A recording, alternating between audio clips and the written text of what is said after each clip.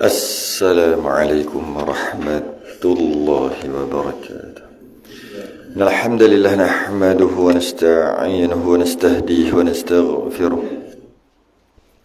Wa na'udzu billahi min shururi anfusina wa min sayyiati a'malina. May yahdihillahu fala mudilla lahu wa man yudlil fala hadiya lahu.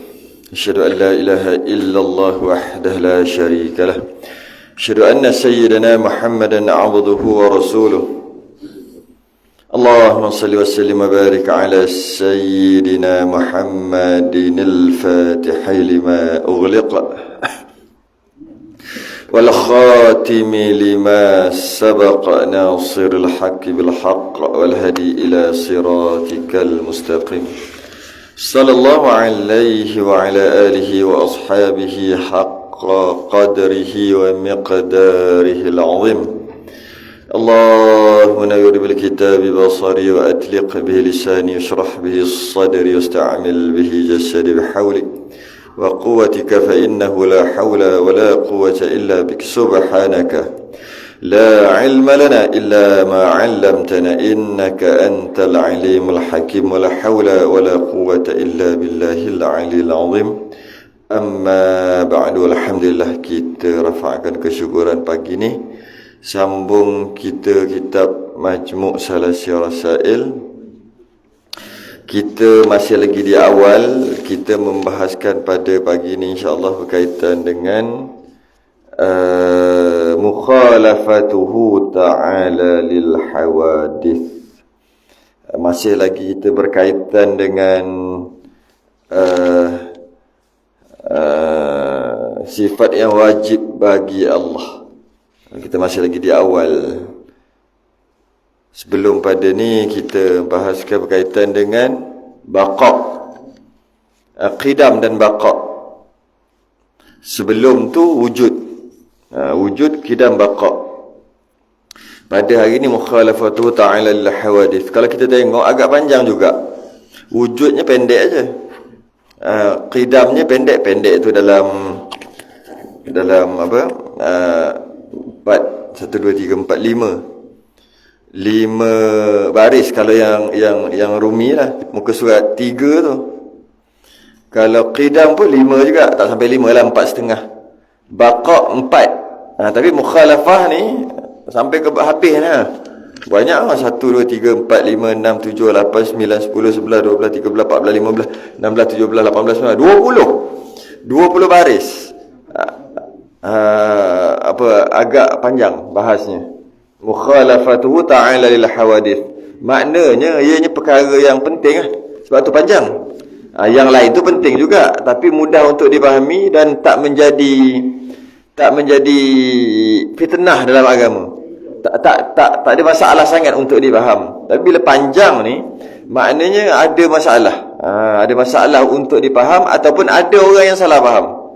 Sebab tu agak panjang penjelasan dia. Dan mungkin juga penjelasan ni supaya orang tak salah faham.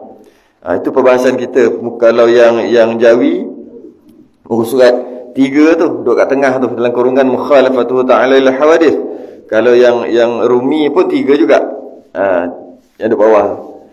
Qala ma'alif rahimahullahu ta'ala wa nafa'ana wa iyyakum bi'ulumihi fid darain amin ya rabbal alamin. Mukhalafatuhu ta'ala lil hawadith, artinya bersalahan Allah Ta'ala bahagi segala yang baru. Artinya bersalahan Allah Ta'ala bagi segala yang baru. Baru tu maksud yang dijadikan lah. Baru-baru ni dijadikan. Jadi kalau bersalahan maknanya tak sama. Tak sama Allah dengan sesuatu yang dijadikan. Apa sahaja yang dijadikan tak sama. Soalannya yang dijadikan ni semua dijadikan. Semua. Allah je yang tidak dijadikan. Kan? Jadi maknanya bersalahan tak sama Allah dengan yang selain daripada Allah. Tak sama. Lawan mukhalafah ni, lawan bersalahan Allah Ta'ala bagi segala yang baru ni adalah bersamaan ia Allah bagi segala yang baru. Itu bersamaan dia. Jadi maksudnya mustahil bersamaan, mustahil Allah sama dengan yang baru. Wajib bersalahan, wajib Allah bersalahan, wajib tak sama dengan yang baru, dengan makhluk lah untuk mudah kita faham. Wajib tak sama, mesti tak sama. Mustahil Allah sama dengan yang baru. Mustahil Allah sama dengan yang dijadikan. Mustahil Allah sama, mustahil ada macam Allah satu lagi. Gitu. Mustahil. Mesti wajib bersalahan, mesti tak sama. Itu dia. Itu masuk mukhalafah. Itu masuk mukhalafah. Mesti tak sama. Mesti tak sama. Bermula dalil bersalahannya itu apa dalil? Bersalahan tak sama Allah dengan yang baru, dengan yang lain selain pada Allah. Apa dalil dia? Apa bukti dia? Baharu alam ini. Baharu alam ni. Kita dah bahas sebelum ni. Alasan yang sama, dalil yang sama. Allah wujud, dalilnya ada alam. Allah kidam, dalilnya ada alam. Ada alam ni maksud alam ni telah dijadikan. Dalil baqa, Allah itu baqa, kekal. Dalilnya, buktinya ada alam. Ada alam ni maksudnya alam ni ada. Malah mukhalafatuhu ta'ala lil hawadith, bersalahan tak sama Allah dengan yang baru, dalilnya sama juga. Tapi kita dah bahas sebelum ni, semua dalil sama. Dalilnya satu je. Kita guna alasan yang sama, satu je alasan pada semua sifat-sifat Allah yang 13. Yang 13 lah, yang mu'tamadnya 13. Kita kata sifat 20 kan. 7 tu sebenarnya 7 tu kalau 7 14 sampai 20 termasuk dalam sifat ma'ani juga. Jadi sebenarnya mu'tamad belajar 13 faham tu. Lepaslah fardhu ain. 13 je. Iaitu tak sama, pasti tak sama, mesti tak sama Allah dengan yang baru. Dalilnya ada alam. Jadi kita akan bahas dalilnya macam mana boleh dalilnya ada alam. Bersalahan Allah Ta'ala bagi segala yang baru ni, tak samalah Allah dengan yang baru. Bila baru makhluk yang menjadikan tu khalik Allah, yang dijadikan tu makhluk. Jadi Allah makhluk, jadi selain daripada Allah makhluk. Tu aja, senang aja. Sebab dia ada dua je, mudah aja. Satu penjadi, yang kedua yang dijadikan. Itu saja. Yang penjadi Allah sahaja. Yang dijadikan selain daripada Allah. Jadi tak susah. Kalau ada 3, 4, 5 payah juga. Ni ada dua. Yang menjadikan, yang dijadikan. Senang aja. Kalau dia tu yang bukan yang menjadikan, dia tu yang dijadikan. Senang.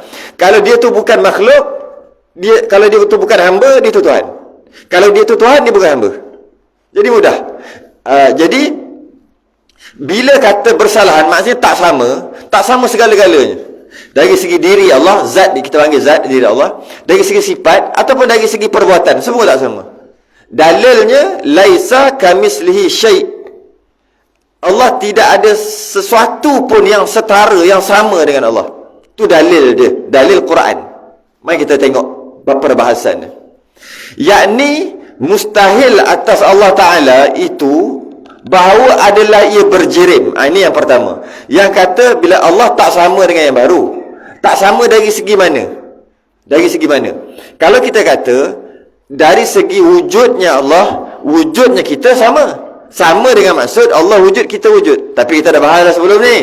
Wujud Allah, wujud hakiki. Wujud kita, wujud juga. Wujud yang diwujudkan. Tapi dari segi wujud, sama-sama wujud. Sama-sama ada. Allah ada, kita pun ada. Beza ada Allah dengan ada kita. Ada Allah, ada realnya. Hakikatnya memang Allah tu ada. Kita, ada yang mula-mula tak ada, lepas tu ada. Itu bezanya. Beza kita. Allah kekal, kita pun kekal. Kita kekal. Sebab tu kita tak boleh buat dosa. Sebab tu kena banyak buat pahala. Kena buat benda baik. Sebab kita kekal lah. Kalau kita tak kekal, buat je lah apa pun. Mati tak kekal. Sebab kita kekal. Allah juga kekal. Sama. Cuma apa beza kekal kita dengan kekal Allah? Kekal Allah, kekal original. Kekal hakiki. Kekal yang sebenar. Kekal kita, Allah yang kekalkan. tapi kekal juga. Nampak tak? Sedikit persamaan tapi ada besar perbezaannya, tapi adalah persamaan. Persamaan dari segi Allah ada, kita ada. Allah kekal, kita kekal. Cuma bila kita detailkan, oh kekal tu lain sikit. Kekal kita bukan kekal original. Kekal yang Allah yang kekalkan. Kalau Allah tak kekalkan, tak ada. Macam binatang, kambing kan. Allah tak kekalkan. Mana lepas kambing tu mati, hancur, kiamat, kalau lah kambing tu tak ada masalah apa-apa, maksudnya tak ada buat hal, tak ada tanduk kambing lain, orang lain tak ada seksa kambing tu, tak bangkit dah, habis gitu. Tapi kalau ada orang seksa kambing tu, Allah akan bangkitkan juga kambing tu untuk tanduk balik, untuk buat balik dekat orang yang seksa dia. Lepas tu hilang juga, hancur gitu je, dengan maksud tak kekal. Itu kambing. Kenapa gitu? Sebab Allah tak nak kekalkan dia. Tak lagi kekal. Kita kekal sama dengan Allah, tapi kekal Allah kekal yang asal, original punya kekal. Kekal kita Allah yang kekalkan. Jadi itu beza. Macam tu juga dari segi kita ada, Allah ada. Dan dari segi mukhalafah, dari segi perbezaan, memang tak sama. Kita dengan Allah tak sama. Macam tadi lah, kita wujud, Allah wujud, nampak je sama, tapi ada perbezaannya. Kita kekal, Allah kekal, nampak je sama, ada perbezaan. Jadi sama juga, kita ada, Allah ada. Ada kita tu tak sama dengan ada Allah dari segi dari segi apa? Pertama, mustahil atas Allah Ta'ala itu adalah berjirim. Ada kita ada jirim, ada Allah tidak berjirim. Macam mana? Dekat sini. Macam mana? Perbezaannya macam mana? Okey, bila kita nak faham jirim dulu. Jirim. Jirim ni bentuk. Kalau dia kata mustahil Allah Ta'ala adalah ia berjirim, tak mungkin Allah berjirim. Allah tidak berjirim. Maknanya Allah tidak berbentuk. Tu yang pertama. Tu maksud jirim. Nak faham jirim dulu. Maknanya Allah tidak berbentuk. Kemudian, apa lagi maksud jirim? Dia juga bukan jisim, bukan jauhar, bukan arat. Kita akan bahas satu-satu. Jirim ni, dia ada 4 sifat. Jirim ni, dia ada diri, dia bukan menumpang. Tu jirim. Macam mana dia ada diri? Sekejap lagi kita akan bahas arat, tapi kita bahas sikit dulu. Ini adalah cawan, ni adalah putih. Putih ni dia menumpang dekat cawan. Kalau tak ada cawan, dia nak menumpang kat mana? Tak boleh. Putih ni tak boleh duduk seorang-seorang, tak boleh duduk dia je. Tu putih, tak boleh. Dia mesti duduk dekat cat. Dia mesti duduk dekat dinding. Dia mesti duduk dekat kertas hijau ni. Dia mesti duduk dekat tisu putih ni. Dia tak boleh putih aja. Tak ada. Itu kita akan bahas ba'arat sekejap lagi. Saya sebut dulu. Maknanya hijau ni tak boleh ada sendiri. Dia mesti duduk kat mana? Duduk dekat daun. Kalau konon-konon daun lah ni. Dia mesti duduk dekat wire ni kalau hitam. Hitam tak boleh ada sendiri. Tapi kalaulah kita kata kotak ni ataupun kertas ni, kotak ni kan kertas, ataupun tisu ni, dia ada. Tisu ni ada. Tisu ada. Tisu ni pula ada putih. Putih tu tak boleh duduk sendiri. Tapi tisu ni boleh duduk sendiri. Inilah tisu. Ada. Putih tak ada. Bukan tak ada. Putih ada tapi mana? Kena kat tisu. Tunjuk kat mana pun kena kat tisu. Dia tak kena kat putih. Sebab dia menumpang. Itu dia panggil arat. Arat, dia menumpang. Ataupun bahasa lain kita boleh panggil sifat. Kita duduk main tengah panas lalu hitam. Hitam dekat kita tu ada, tapi dia menumpang dekat kita hitam tu. Hitam tu tak boleh. Malah aku duduk kat dia ni, tiba-tiba hitam tu pergi ke tempat lain. Maksud pergi tergantung atau pergi gitu tak boleh. Dia mesti hitam tu pergi ke mana? Dia mesti pergi ke tempat lain. Dia mesti menumpang. Dia menumpang yang lain. Okey, dia tak boleh duduk dia saja. Okey. Itu jadi jirim ni dia bukan menumpang. Dia memang ada. Contohnya tisu lah. Tisu ada. Tu tisu. Tisu ni jirim. Putih tu bukan. Putih tu menumpang. Menumpang dia panggil arat kat bawah tu. Jadi kalau kita kata kotak ataupun kertas ni ada, dia jirim lah. Sebab dia ada. Dia boleh ada, dia jirim. Dia bukan menumpang. Dia tidak menumpang. Itu maksud jirim yang pertama. Maka Allah tidak macam tu. Kita macam ni. Kenapa Allah cipta kita? Hikmah Allah cipta kita dan cipta semua alam supaya kita kenal Allah. Macam mana dengan kita kenal alam, dengan kita kenal bukan Allah, dengan kita faham bukan Allah, kita dapat kenal Allah. Tapi kena kenal bukan Allah dulu. Dengan kita kenal bukan Allah, mana kita kenal Allah. Okey dah, oh ni bukan Allah. Maknanya kenal lah. Bukan Allah, bukan ni. Yang itulah. Satu lagi. Jadi dengan kita kenal makhluk, kita faham makhluk, kita akan kenal Tuhan. Tu maksud dia. Kalau kita nak kenal Tuhan je tak boleh. Tak boleh. Nak kenal Tuhan je. Kena kenal makhluk, baru boleh kenal Tuhan. Yang mana Tuhan tu tak macam tu. Tak macam tu, itulah Tuhan. Jadi sebab tu kena kenal makhluk juga. Kena belajar pasal makhluk. Sekarang ni kita belajar nak kenal Tuhan. Ya. Tadi nak kenal Tuhan. Kena kenal makhluk. Kenal makhluk. Habis tu Tuhan macam mana? Itu makhluk. Tuhannya bukan macam tu. Senang aja. Sebab tu kita, supaya kita tak letak Tuhan tu macam makhluk. Tu masalah. Sebab tu kita kena belajar makhluk. Makhluk tu apa? Antara makhluk ni adalah berjirim. Maka Allah tak macam tu. Tak macam tu. Satu, tu yang pertama.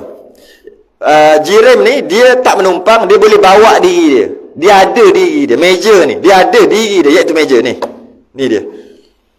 Dia ada dirinya. Cawan, dia ada dirinya, iaitu ni. Dia boleh bawa dirinya sendiri. Tapi putih tak boleh bawa diri dia.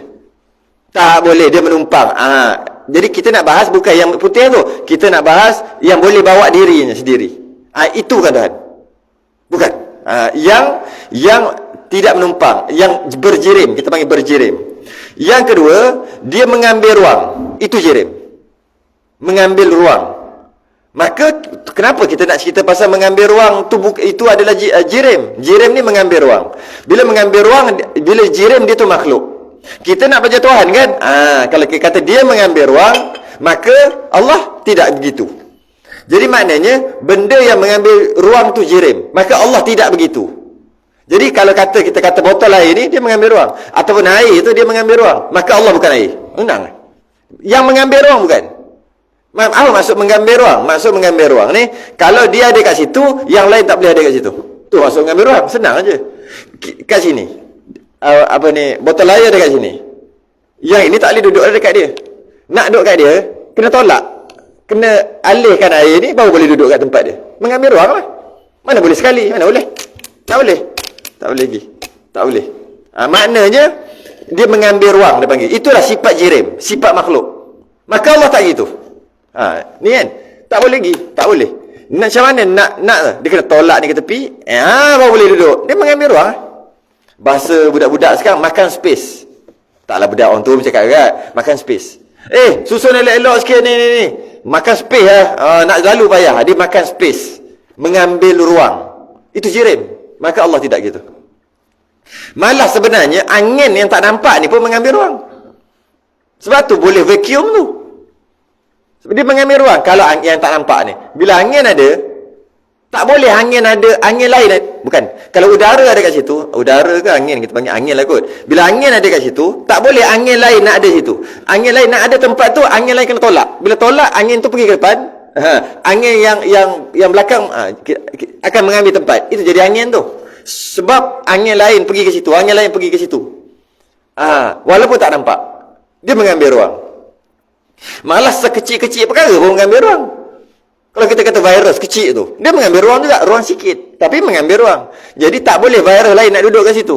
Covid lain tak boleh nak situ. Covid ni kena tolak dia, kau pergi sana. Baru dia boleh duduk tempat tu. Mengambil ruang, makan space. Maka itu namanya jirim. Allah tidak gitu. Roh tidak mengambil ruang. Tidak. Tidak. Tapi kita bahas sekarang jirim dulu. Tapi roh tidak mengambil ruang. Tidak. Tapi roh tu dijadikan. Maka tak boleh kata Tuhan jugalah roh. Roh tidak mengambil ruang. Tidak. Roh tidak mengambil ruang. Tetapi roh tak mengambil ruang. Bila tak mengambil ruang, maknanya dia bukan jirim. Dia bukan jirim, dia Tuhan. Tak. Syarat nak kata Tuhan tu banyak lagi. Salah satunya dia bukan jirim. Jirim mengambil ruang. Jadi memang roh tidak mengambil ruang. Roh tidak mengambil ruang. Tidak makan space. Contohnya malaikat. Tidak makan space. Tidak mengambil ruang. Tapi bukan bermakna malaikat tu Tuhan. Tidak. Tu baru satu ciri. Banyak lagi ciri-ciri lain. Jadi, yang kita nak bahas jirim dulu. Macam malaikat. Dalam ni kalau nak ada malaikat, 18 juta malaikat pun boleh ada. Sebab tak makan space. Sebab apa? Cahaya makan space tak? Cahaya. Makan space tu maksud mengambil ruang. Tak. Apa buktinya? Berapa banyaklah lampu yang mengeluarkan cahaya, kenapa tak lemas? Tak lemas. Ambil lagi. Kalau kita ambil spotlight, tambah lagi 1000 biji lampu. Penuh tak? Penuh tak? Tak penuh.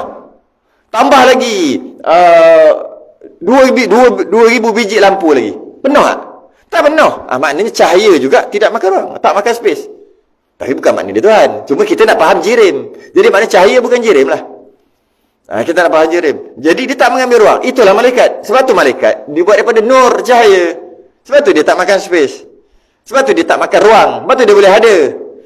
Tu perbezaan kita jirim. Kita mengambil ruang. Itu yang kedua. Atau mengambil lapang boleh juga. Ruang dengan lapang pun sama lah. Okey, dua. Yang ketiga, jirim ni benda baru atau kena jadi. Itulah jirim.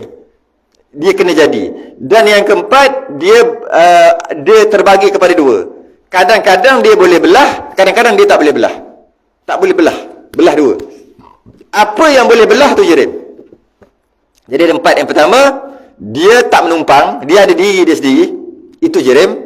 Yang kedua, dia mengambil ruang. Itu jirim. Yang ketiga, dia kena jadi, dia dijadikan. Maksud mula tak ada, lepas tu ada. Allah lah jadikan. Yang keempat, dia boleh, kadang-kadang dia boleh belah, kadang-kadang dia tak boleh belah. Kalau dia boleh belah, confirm jirim. Buat apa faham boleh belah tak boleh belah? Bukan Allah. Senang aja. Maknanya Allah tak boleh terbagi dua ya.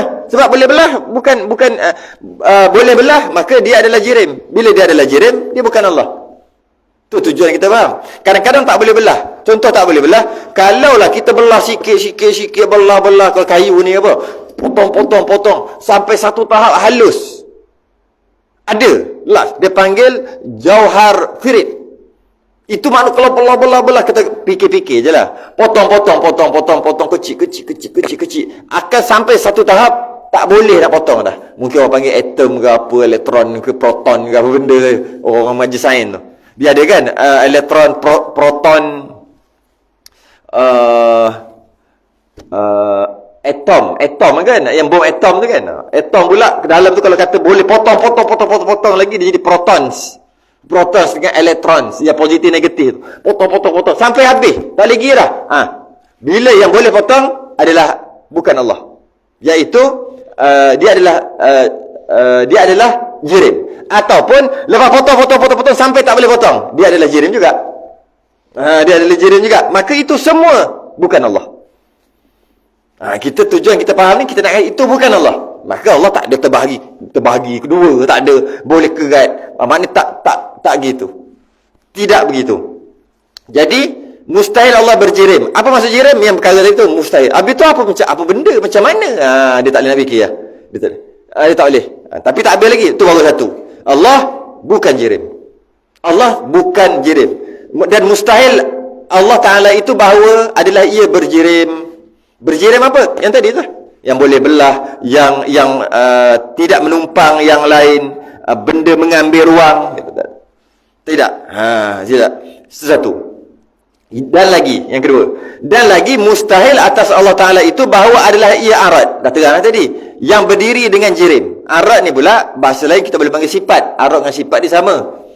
Arad, cuma arad ni dia tak boleh berdiri sendiri. Dia tak boleh berdiri sendiri, dia kena menumpang. Yang sebut tadi lah. Macam warna. Yang mana arad ni adalah dia menumpang dekat zat makhluk. Dia menumpang dekat benda. Dia menumpang dekat jirim tadi. Dia menumpang. Dia tak boleh duduk dia seorang-seorang. Tak boleh. Yang mana arad ni ataupun sifat ni dia dapat dikesan dengan 5 panca indera kita yang Allah bagi. Kenapa Allah bagi kita panca indera? Rasa kat lidah, rasa dengan tangan, lihat, sentuh, dengar. Tu dia panggil panca indera. Semua tu itu dapat dikesan, dapat mengesan arad. Kita dapat kesan cawan. Dapat kesan dia sebab dia ada. Dan kita juga dapat kesan putih. Tapi putih ni dia tak duduk sendiri-sendiri, dia menumpang. Dia akan menumpang. Habis tu kalau dekat cat, dia menumpang dekat cecair cat. Boleh tak? Beli cat, saya nak asingkan cecair dia tu, cat tu dengan putih. Dengan hitam. Tak nak asingkan dia hitam dengan cat. Mana boleh? Hitam tu duduk kat cat. Mana boleh asing? Nak asingkan Hitam tu tak boleh duduk saja. Tak boleh. Tak boleh. Dia mesti menumpang. Itu dia panggil arad ataupun sifat. Yang mana macam mana kita boleh kenal adanya hitam? Dapat dikesan oleh panca indera.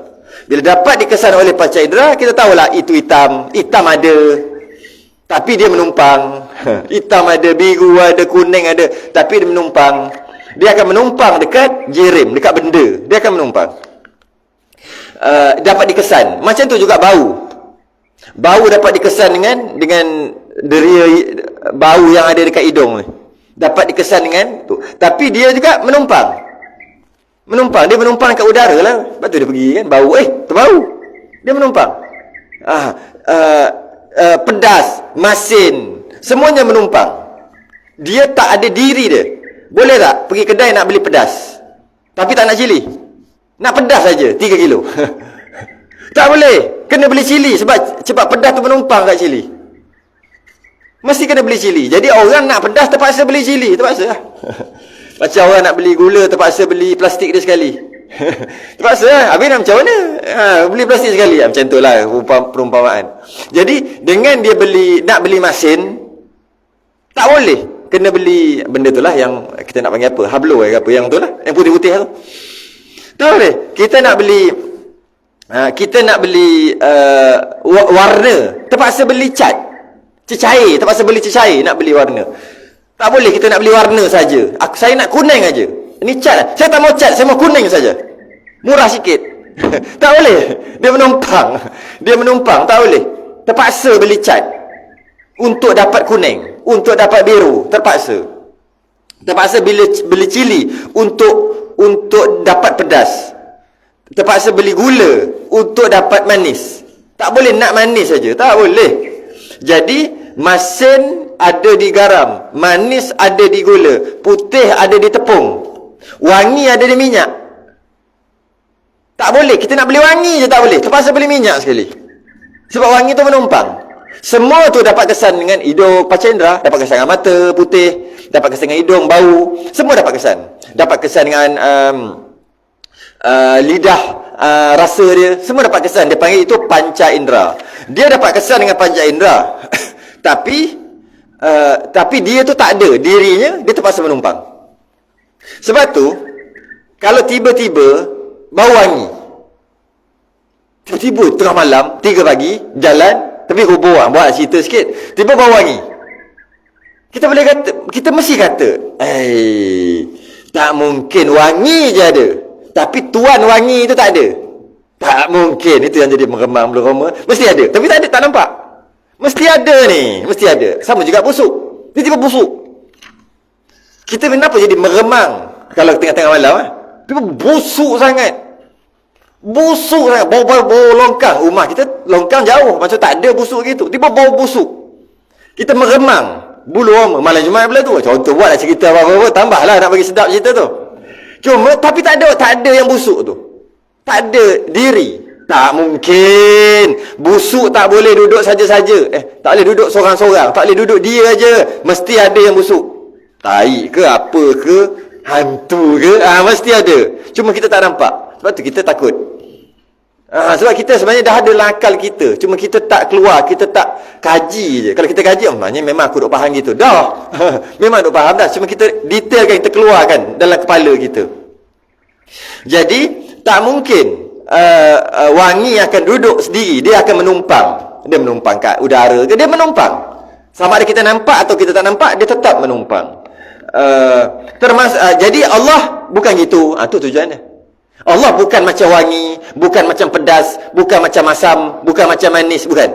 Manis tu ada tapi menumpang kan. Allah juga bukan menumpang, dan Allah juga bukan yang berjirim, yang ditumpangi. Allah juga bukan macam cawan, dan Allah juga bukan macam putih. Dua-dua bukan. Dua-dua bukan. Jadi kenal makhluk kerana nak kenal Tuhan. Macam tu juga dipanggil amrun i'tibari. Faham-faham. Allah juga bukan macam tu. Macam mana faham-faham? Bulat. Ada tak bulat? Mana bulat? Tak. Bulat ni tak sama macam putih. Putih ada. Putih tu ada, cuma dia menumpang. Bulat tak ada sebenarnya. Mana bulat?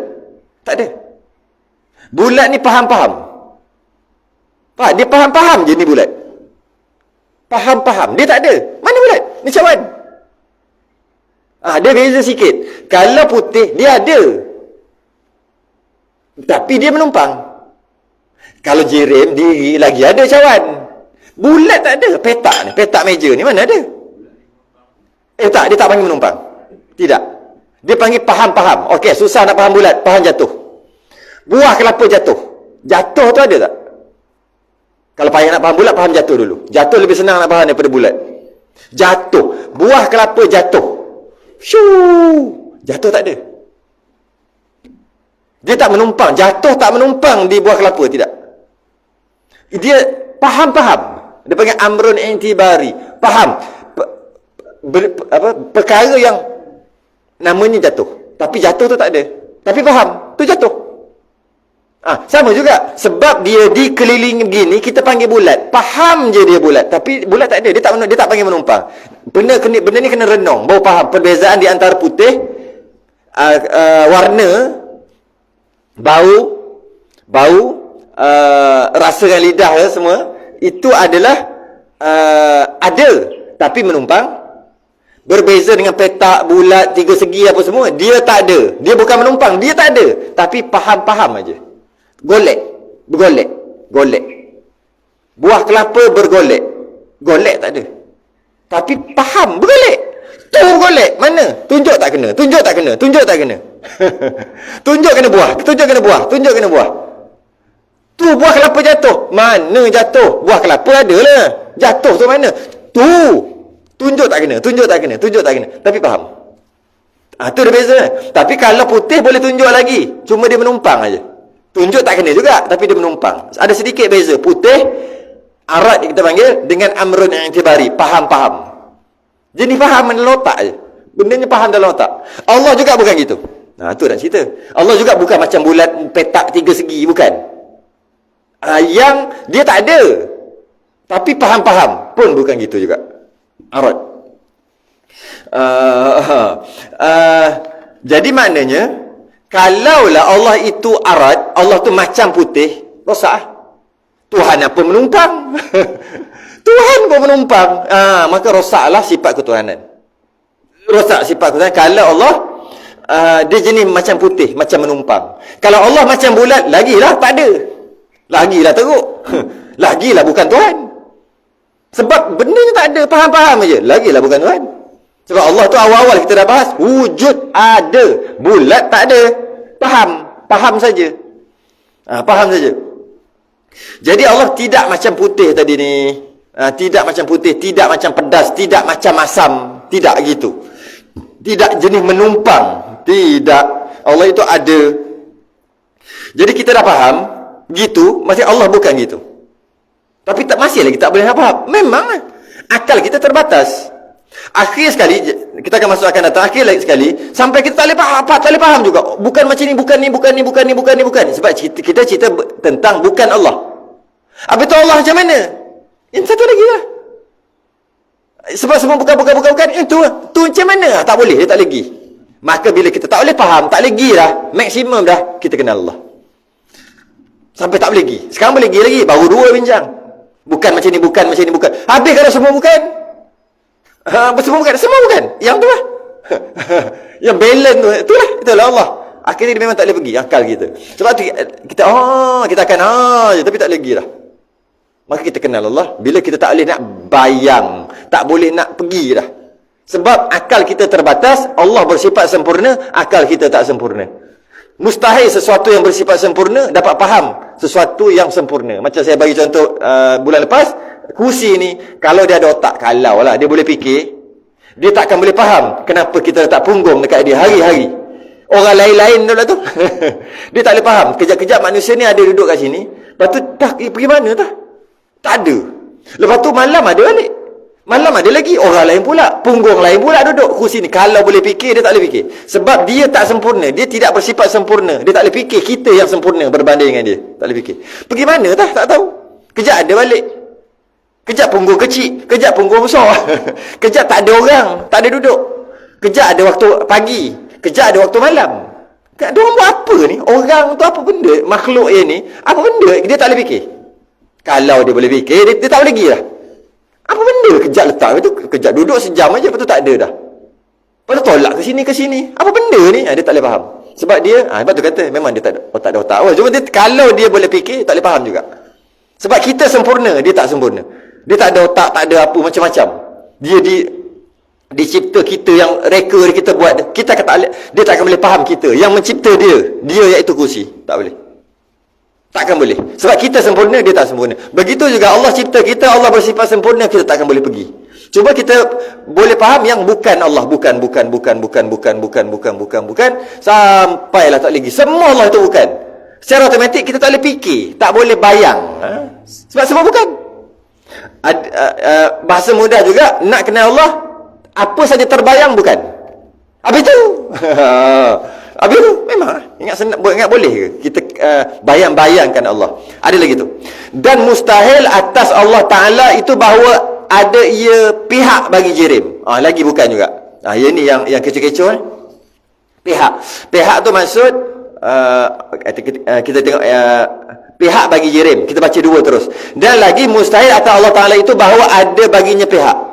Yang pertama, dan mustahil atas Allah Taala bahawa ada ia pihak bagi jirim, dan mustahil atas Allah Taala itu ada baginya pihak. Pihak ni apa?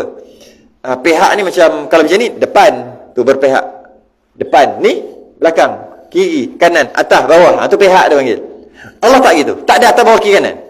Tak ada. Habis tu macam mana?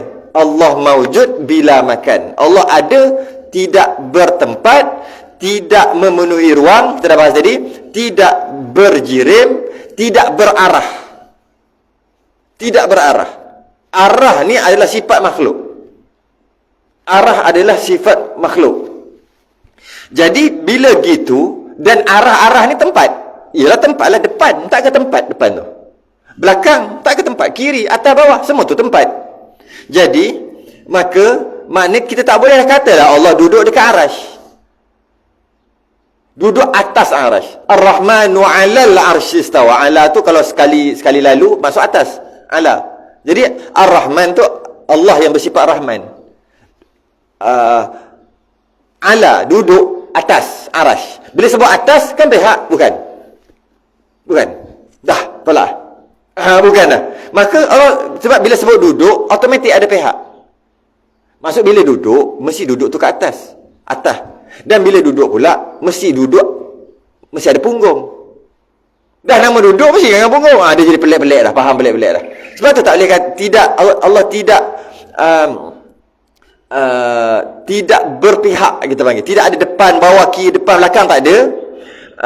Dan mustahil Allah Ta'ala itu bahawa menempati ia dengan tempat atau masa. Tak, tu nanti sikit dulu. Jadi macam mana kita nak faham? Kita baca wajjahtu wajhiya lilladzi fataras samawati wal ardh. Aku hadapkan wajahku. Doa iftitah, aku hadapkan. Bila aku hadapkan wajah aku, hadap maknanya Allah kat depan. Depan tu pihak, bukan. Mulia di sisi Allah. Sisi sebelah sisi kan. Sisi itu pihak tempat, ataupun berpihak, ataupun ada arah lah di sisi. Di hadapan. Kita ni jangan membelakangi Allah. Belakang. Semua ayat-ayat tu pastinya bukan pihak. Pastinya bukan depan, belakang, kiri, kanan lah. Habis tu cakap depan maksud bukan depan. Menghadap Allah, hadap tu depan. Mana ada dua? Kau hadap aku kejap, dia pergi kau belakang. Hadap kau ni kan arah tu. Itu belakang. Hadap. Bila hadap berarah lah, berdepan. Jadi kalau kita kata kita menghadap Allah, mana Allah dekat depan? Bukan. Allah tidak berpihak, tidak berarah. Macam itulah. Tidak berarah. Sebab bila berarah, automatik dia bertempat. Jadi Allah tidak begitu. Habis itu apa benda? Di hadapan Allah, kita nak menghadap Allah ni kena pakai wangi-wangi, contoh nak semayang. Maksud dia kiasan. Maksudnya kiasan, majazi, kiasan. Di sisi Allah, sebelah lah sisi, kiasan. Maksudnya kiasan, bukan masuk berhadap dengan masuk arah. Kita bahas juga satu lagi nanti, kat bawah tu nanti. Itu maksud dia. Kerana Allah tidak berpihak. Maksud berpihak tu tidak berarah. Dan disebut juga mustahil bahawa menempati ia dengan tempat ataupun masa. Tidak juga. Masa tu panjang juga. Kita ambil tempat dulu. Jadi Allah selain daripada Allah makhluk. Selain daripada Allah, Allah cipta. Senang je. Selain daripada Allah, Allah cipta. Jadi, kalau kata Allah duduk atas arasy, kerana dalam Quran kata Ar-Rahmanu 'alal 'arsy istawa, kita pun terjemah gitu-gitu je. Allah yang bersifat Rahman ni duduk dekat arasy, atas arasy, kerana Allah sendiri bagi tahu dia duduk dekat arasy. Jika kita faham gitu, maknanya Allah duduk di atas berarah, maka tidak sepatutnya tidak faham gitu. Macam mana kita nak faham? Arasy tu Allah cipta. Allah buat. Ke ada yang lain buat arasy? Jadi tak, Allah cipta. Kalau Allah duduk dekat arasy, sebelum Allah cipta arasy, Allah duduk ni. Sebab tu tak boleh fikir gitu, salah. Pahaman yang salah. Ada kata Allah tak betul sama sekali. Arasy tu kan benda baru. Arasy tu benda baru. Jadi kalaulah Allah kata dia duduk kat arasy, atas arasy. Ar-Rahmanu 'alal 'arsy istawa. Maka kalau sebelum Allah cipta arasy, Allah duduk kat mana? Kat udara. Kat mana? Dia jadi pelik dah. Pelik duduk ke situ, berpindah-pindah lah pula. Itu antara hujah je lah. Jadi, Allah ni tidak bertempat. Kerana tempat tu hanya Allah cipta untuk makhluk. Tempat tu pun makhluk. Tempat tu makhluk. Dan, Allah cipta tempat tu untuk makhluk. Tapi kalau orang tanya, Allah duduk kat mana? Allah tidak bertempat. Itu jawapannya. Tidak bertempat, tidak berarah, tidak berpihak. Tidak atas, tidak bawah, tidak kiri, tidak kanan. Habis kalau macam mana? Kan kata last kali kita tak lagi lah. Kenal lah. Selagi boleh berarah, kata bawah kiri, atas bawah kiri, kanan apa, selagi itu bukan Allah. Tidak. Sampai tak boleh pergi dah. Tak boleh faham. Tak boleh dah. Lemah dalam mengenal Allah, maka kenal. Lemah dalam mengenal Allah, maka kenal. Ulama-ulama sufi kata, lemah, tak boleh kenal, tak boleh pergi dah. Tak boleh pergi, maka kenal lah Allah. Selagi boleh pergi, selagi tu tak kenal. Jadi, ada orang kata, apa masalah kata Allah duduk? Apa masalah? Dia panggil ayat ni ayat mutasyabihat. Ayat mutasyabihat. Kita panggil, rumah Allah. Baitul, ni masjid, rumah Allah. Bukan maksud Allah duduk dalam rumah tu. Tidak, kita tak faham gitu kan. Macam tu lah juga. Itu sekadar nak bagi tahu tempat tu mulia. Sebab tu kita kata rumah Allah. Jadi kita tak boleh, itu daripada ayat mutasyabihat. Kita tak boleh memaham ayat mutasyabihat dengan suka-suka gitu. Ada orang bagi hujah baru ni, saya tengok, dia kata dalam Quran kata sendiri macam-macam. Kita akan bahas tu nanti, macam-macam berkaitan dengan Allah. Ayunan, mata. Mata. Allah kata dalam ayat tu ada mata, ada tangan. Akan datang, kita akan bahas. Dalam Quran sendiri kata gitu.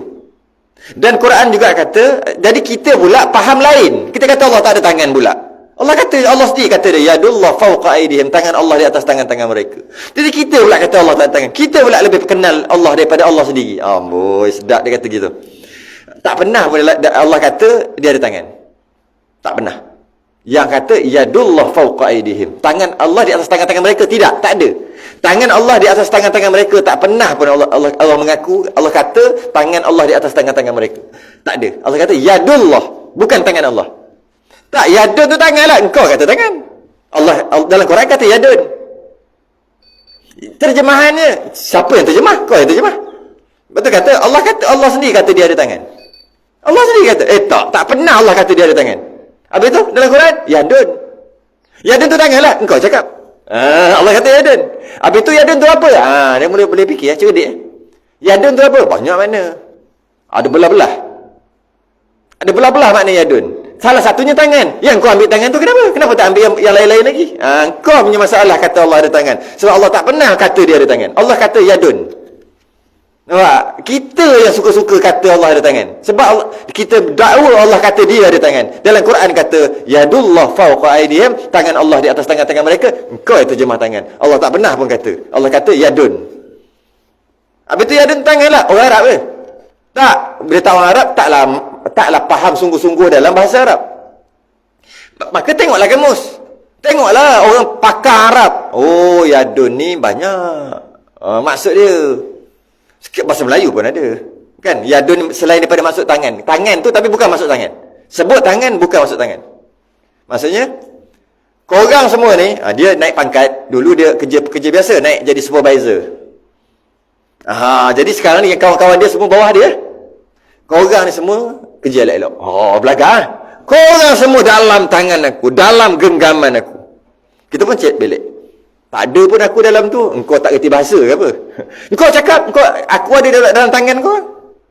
Korang semua dalam poket aku lah sekarang. Sebab aku kerja macam korang juga dulu. Semua dalam poket. Kita pun tengok. Tak ada pun aku dalam ni. Engkau tak kerti bahasa lah. Aku sebut poket, tapi bukan masuk poket. Aku sebut dalam genggaman, tapi bukan ada genggaman. Kalau bukan genggaman, kenapa kau sebut? Majas, kau tak kerti bercakap ke? Macam tu juga ayat-ayat tadi. Maksudnya, bila masuk kau dalam genggaman, maknanya kuasa. Kau dalam, aku berkuasa ke atas engkau. Maknanya masuk tangan banyak lagi. Sama juga, aku tangan kan. Apa? Nak bagi tangan kita kat dia? Bukan kan nampak dia, aku tangan. Macam-macam je lah bab tu. Kita akan bahas tu bab tu depan ayat mutasyabihat. Jadi malah kalau kita tengok dalam ayat-ayat Quran yang menjelaskan Allah tu macam bertempat. Dengan satu ayat. Biasa ayat yang paling masyhur Ar-Rahmanu 'alal 'arsy istawa, kerana tiap-tiap hari Jumaat kita duk baca juga. Pagi Jumaat tu kan, subuh tu. Ar-Rahmanu 'alal 'arsy istawa, Allah seumpama ada lokasi. Boleh pakai GPS. Lokasi dia Arash. Seolah-olah. Tapi sebenarnya banyak maksud istawa tu, banyak maksud lain. Ya, antara maksud duduk, berada. Tapi tu ada berbelah-belah makna. Kenapa kau ambil yang itu? Tu je nak beritahu. Kan ada banyak makna. Kenapa ambil yang tu? Kau yang problem. Bukan ayat Quran problem. Okey, kenapa kata gitu? Bila kita tengok, kita jumpa satu je ayat Quran, Ar-Rahmanu 'alal 'arsy istawa. Seolah-olah Allah tu berlokasi, bertempat. Ada tak ayat lain yang Allah kata dia duduk kat lain pula? Ada. Tu macam mana pula nak faham? Contohnya, wa idza sa'alaka 'ibadi anni fa inni qarib. Bila hamba-Ku tanya, bila hamba-Ku bertanya tentang aku, katakanlah aku dekat. Pula dah. Tadi duduk kat arah, lepas tu dekat pula. Jadi kejap duduk arah dekat kita. Kejap arah dekat kita, macam tu. Nampak? Dah tak boleh nak faham dah. Maksud, maknanya ada maksud lain lah. Sebab kejap Allah kata kat arah. Kalau kita nak faham, cuba fikir. Kejap Allah kata duduk dekat kita pula. Sebab kata kalau hamba-Ku bertanya tentang aku, kata aku dekat. Allah kata dekat, mana dekat duduk kat sini? Dalam ayat lain kata Allah duduk kat arash. Duduk dekat ke duduk kat arash? Cari. Jumpa pula ayat Quran lagi. Wa nahnu aqrabu ilaihi min hablil warid.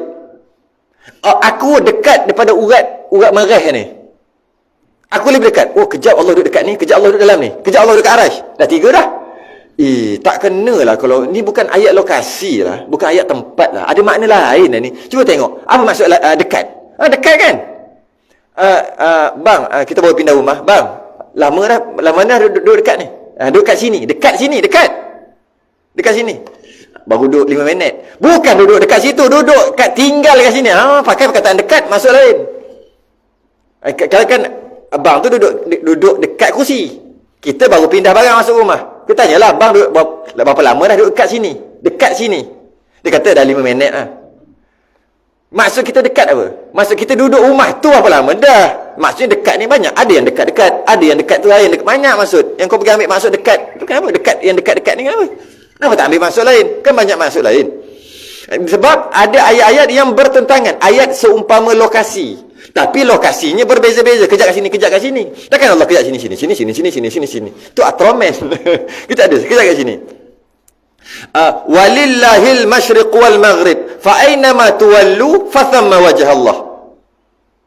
Kepunyaan Allah timur barat, utara selatan, semua Allah punya. Kat mana kamu beradab, di situ ada wajah Allah. Pula dah. Tadi kata dekat, kejap kat dalam ni urat merah, kejap kata kat arash, kejap mana kita pandang semua Allah ada. Pula dah. Maknanya bukan ayat lokasi ni, bukan ayat tempat ni. Ada maksud lain ni. Kita cuba fikir. Boleh kalau kita hanya ambil satu ayat, habis lah. Banyak lagi ayat lain. Bukan ni. Ketika Sayyidina Abu Bakar dengan dikisahkan dalam Quran juga. Semua ayat Quran tadi. Dengan Nabi pergi hijrah kan. Tiba-tiba duduk dekat gua sekejap. Lepas tu datang labah-labah buat sarang supaya orang musyrik tak jumpa kan Nabi duduk dalam gua tu. Sayyidina Abu Bakar rasa berdebar-debar. Habislah. Sebab bunyi tapak kaki kat luar. Orang musyrik tengah cari Nabi, tak nak bagi Nabi hijrah. Dalam Quran cerita ni. Nabi kata apa? La tahzan, innallaha ma'ana. Jangan risau, Allah bersama kita. Pula dah Allah duduk dalam gua pula. Ini bukan ayat ni. Ini bukan ayat lokasi ni. Kejap aras, kejap dalam gua, kejap duduk kat leher orang, urat merai orang, kejap duduk kat sisi, kejap kita semayang wajah tu, kejap duduk depan kita pula. Ui, ini bukan ayat lokasi ni. Ini ayat lain ni. Ini ayat masuk lain. Bila gitu, maknanya ayat dipanggil mutasyabihat. Pandang sekali, macam makhluk je Allah tu. Tapi, pandang dua kali, oh tidak. Itu majas. Itu ada maksud di sebalik. Bukan maksud yang depan-depan. Bukan maksud yang nampak. Bukan tulis gitu. Ayatnya gitu, tapi bukan maksud gitu. Kita pun selalu bercakap. Kan? Kita suruh dia buat satu kerja. Dia baru masuk kerja. Dia memang, itulah. Kita suruh buat kerja, kita baru suruh buat lain, dia buat lain. Kita suruh buat lain, dia buat lain. Kita suruh photostat. Kita panggil photostat, dokumen ni, kertas ni, 10 kopi.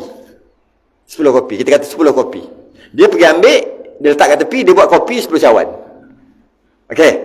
Kita suruh lain, dia buat lain. Kita kata apa? Engkau ni kenapalah cerdik sangat? Maknanya cerdik ke bodoh?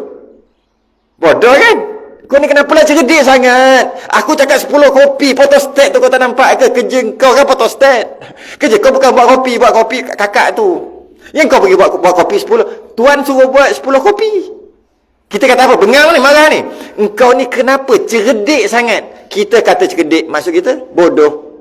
Cakap cerdik. Kalau dia kata, saya memang cerdik. Dulu saya best student. Kau ni tak reti bercakap ke?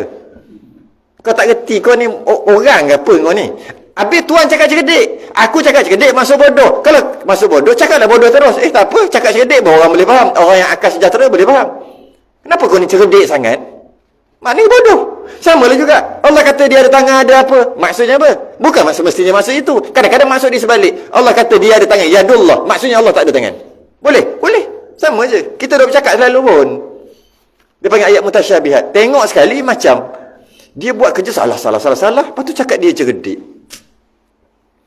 Mesti ada maksud lain. Orang yang ada akal yang sejahtera mesti ada maksud lain ni. Apa maksud dia? Tapi dia kata cerdik. Saya suka bagi contoh ini. Seorang orang putih masuk kelas sastra Melayu. Dia orang putih. Dia baru bolehlah bercakap-cakap sikit-sikit. Macam orang putih suka belajar bahasa Melayu. Dia masuk. Tiba-tiba cikgu sastra tu nak bagi dia faham, nak bagi dia faham, kadang-kadang cakap bahasa Melayu, kadang-kadang cakap bahasa orang putih. Sebab dia orang putih, semua kelas orang putih nak belajar bahasa Melayu. Sastra lah tu. Sastra Melayu lah tu. Cikgu dia, teacher dia cakap, okey, semua dah ada ni. Okey. Beatles, go to my right. Flowers, go to my left. Kata teacher dia. Orang putih ni, dia fikir, Beatles, kumbang. Kumbang pergi kanan. Bunga pergi kiri. Kalau dia ada akal yang sejahtera, walaupun cikgu sebut kumbang, maksud dia mesti bukan kumbang. Mesti ada benda lain. Aku je tak tahu. Dia mana tahu? Dia orang tak panggil kumbang gitu kan. Cuma, tapi bukan maksud kumbang. Cikgu sebut kumbang, teacher sebut kumbang, maksud bukan kumbang. Cuma aku je tak faham lagi. Apa benda ni? Takkanlah kumbang sini semua orang. Mesti bukan kumbang. Tapi apa? Aku tak kerti lagi. Dia kata gitu. Tapi mesti bukan. Sebut itu maksud bukan. Dia tak tahu lagi. Bunga pergi belah kiri. Bunga mana boleh main pergi-pergi? Dalam ni mana ada bunga? Cikgu sebut flowers. Tapi mesti bukan maksud flowers. Cuma aku je tak kerti lagi. Akhir sekali cikgu tu kata, sastra Melayu, kumbang tu lelaki. Bunga tu perempuan. Maknanya teacher dia sebut kumbang, bukan maksud kumbang. Sama lah. Ayat-ayat tadi, Allah ada kat leher. Dekat ni, urat mereh. Wa nahnu aqrabu, lebih dekat. Ilai min hablil warid, lebih dekat daripada urat ni. Dekat sungguh. Maknanya bukan urat. Sama je. Kita selalu bercakap. Tapi dalam bab ni tiba-tiba kita suka-suka je menyamakan Allah dengan makhluk. Kita dah cakap biasa. Biasa. Mesti bukan maksud tu. Mesti bukan maksud tu. Mesti ada maksud lain. Cuma maksud lain tu kita tak tahu. Ulama pun bagi tahu. Buat kitab. Oh, itu maksudnya. Sebab kalau kita kata Allah duduk dekat sini, maka automatik Allah bertempat. Awal-awal lah kita kata Allah tidak bertempat. Automatik Allah bertempat dan berarah. Semua. Dan Allah pula bergabung dengan manusia lah pula. Sebab duduk dalam ni mesti bergabung. Dah semua bukan. Sedangkan kita kata potong itu makhluk kan. Boleh potong sampai habis. Mana kalau ini boleh potong? Allah makna kita kata Allah macam makhluk. Maka berdosalah kita. Ada sebagian ulama kata pahaman tu pahaman bid'ah. Ada kata kafir terus pahaman tu. Yalah kata Allah masuk dengan orang Allah pahaman tu bertempat tu. Jadi ada maksud lain. Jadi ada dua pahaman ulama yang ulama dia panggil salaf dan khalaf. Salafus soleh 300 tahun pertama dulu, hijrah 300 tahun. Lebih pada 300 tu dia panggil khalaf. Ada sedikit cara nak faham tu beza. Ulama khalaf yang 300 tahun ke belakang sehingga sekarang, dia mentakwil. Dia nama tu gitu, ayatnya gitu, dia tukar maksud supaya tak timbul benda pelik-pelik dalam kepala. Yadun terus tukar kuasa. Yadullah fawqa aydihim, tangan Allah di atas tangan-tangan mereka. Terus tukar makna. Tangan maksud kuasa. Kuasa Allah di atas kuasa-kuasa mereka. Tak ada dah terbayang apa-apa dalam kepala, tiba-tiba Allah bertangan gitu gini. Tak ada dah. Bila sebut tangan, ada. Tangan Allah, ada. Yadun, ada. Ada benda dalam kepala. Tapi sebut tangan tu kan maksud kuasa. Sebut kuasa Allah di atas kuasa-kuasa mereka. Hilang dah, tak ada dah dalam kepala. Clean dalam kepala. Bersih. Maka ulama-ulama yang terkemudian dia tukar terus. Kullu man 'alaiha fan, semua akan binasa. Wa yabqa wajhu rabbika dzul jalali wal ikram. Yang kekal hanya wajah Allah. Wajhu Allah yang kekal hanya wajah. Ada semacam begitulah gitu wajah-wajah. Tukar terus. Kemuliaan. Wajah ni kan kebesaran. Sebab tu kita tak boleh main wajah orang suka-suka. Kita tepuk belakang orang okey lagi. Tepuk peha orang, tangan orang okey lagi. Tepuk muka memang kena penumbuk Muka jangan main. Sebab mulia. Jadi wajhu rabbika dzul jalali wal ikram, yang kekal hanyalah wajah Allah dengan maksud kebesaran Allah, ataupun dengan maksud Allah sendiri yang kekal. Tapi Allah tak kata dia yang kekal. Allah kata wajah. Tapi maksud itu kenapa? Bila sebut Allah kekal, Allah sahaja yang kekal. Kemuliaan Allah, kebesaran Allah kekal. Bila sebut tak ada benda yang rosak dalam kepala. Tapi kalau sebut wajhu, macam wajah yang macam petak ke apa? Ada macam-macam. Ulama dulu dia lalukan je ayat tu.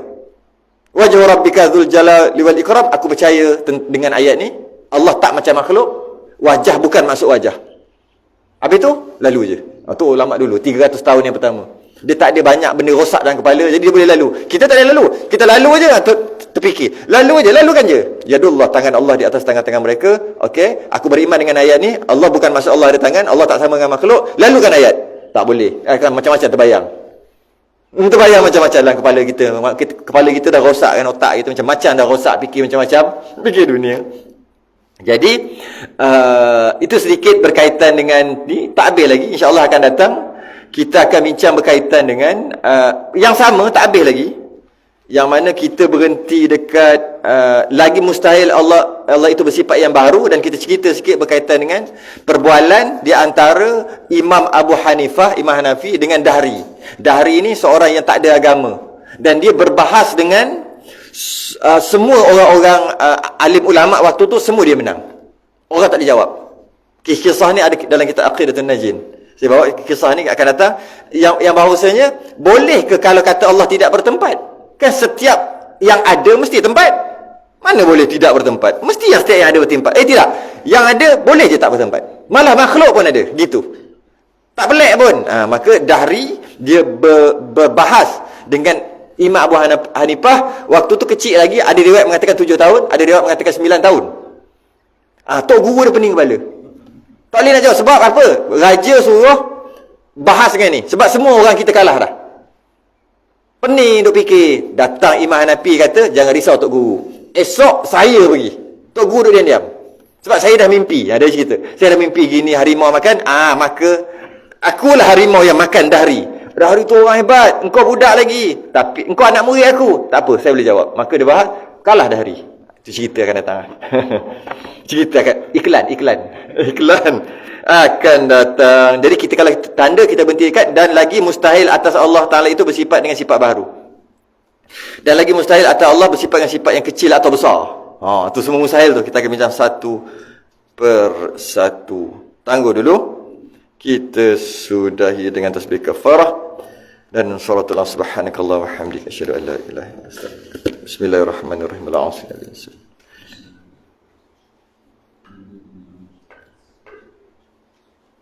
Assalamualaikum warahmatullahi wabarakatuh.